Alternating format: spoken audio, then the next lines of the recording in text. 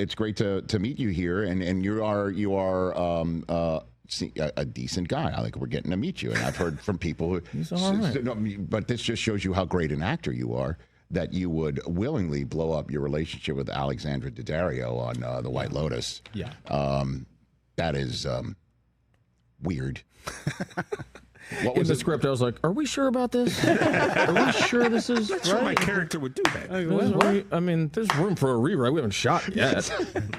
Maybe he's just cool about whatever she wants to do because she's way out of his league. Are we sure? Yeah.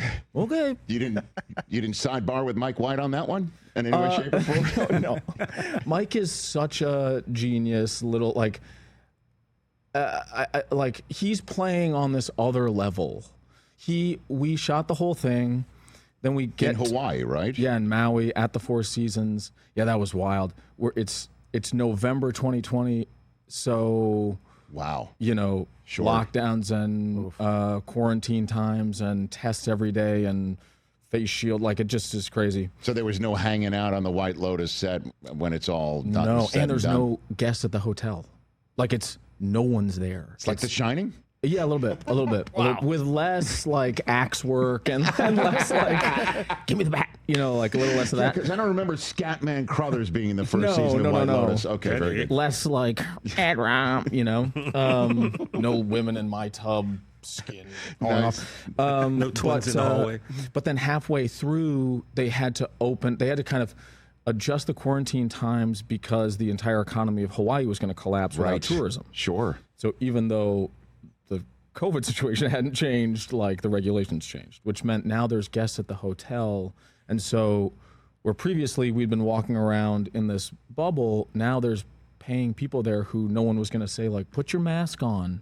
But also the union stuff was like, if anyone tests positive, even a false positive, like they quarantine for 10 days. Yeah, I remember, man. So it was like a weird, you're living in like 3 different realities and we couldn't leave the hotel.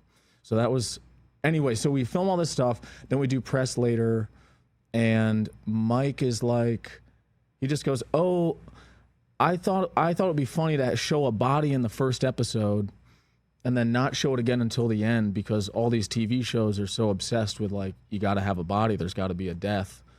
And it's a commentary on like narrative media landscape right now. And I was like, where was this 6 months ago? Like, that's insane. I thought we were satirizing, the wealthy or the way that money influences relationships in all forms. Yeah. But you're also making a comment on the stories we tell and why we tell them that way, all at the same time. Which I don't know. I just think he's damn. Yeah, it's awesome. Yeah. Were you surprised at how much of a massive hit that this became, and it's now launched a massive franchise? Man, we were making it, and I thought, this is really cool. We were all really excited. I hadn't seen anything like it. But I've been on stuff where I thought, this is really cool. And then whatever, you see the edit or whatever happens between what you think you're making and what the product is, and you go, that's not quite it. That's a little short of what we thought we were doing here. And this was the opposite, where I thought, like, this is really cool. And then they sent, the cast or whatever, the first episodes cut together and edited, and I was like, whoa, this is twice as good as I thought. I mean, this is amazing. Between even just that music, the music coming in and panning across the wallpaper and all that stuff, I was like, this is amazing. If I wasn't on it, I'd be so pissed I wasn't on it. Yes. Like I'd be calling somebody to go like, how do I get on this? Why didn't I know about that thing? Like, yeah, it was so exciting. But you can never guess. You can never know, like, anyone who goes like, people are going to love it, you're like, you don't know what you're talking about. It's more than love, too. I mean, it also, there's no show on TV that makes something that looks so idyllic look like a facade, that there's always something bubbling beneath the surface that's not great. Yes. And I got to be honest, watching that first season, I was so pissed with your character. I was just angry.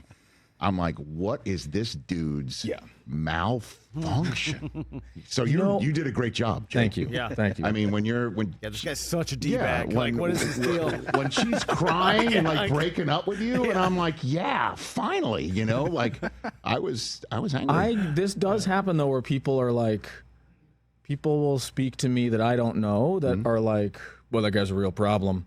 And I can't help but be like, well, they didn't give him the right room. I will say that. And they sort of think it's a bit, you know what I mean? They're like, he's playing into it. And I'm like, no, for real, like, it's $20,000 a night for that room, and they gave him the wrong room. So his mother set it up. Yeah, I mean, she wants to write freelance, but for $200,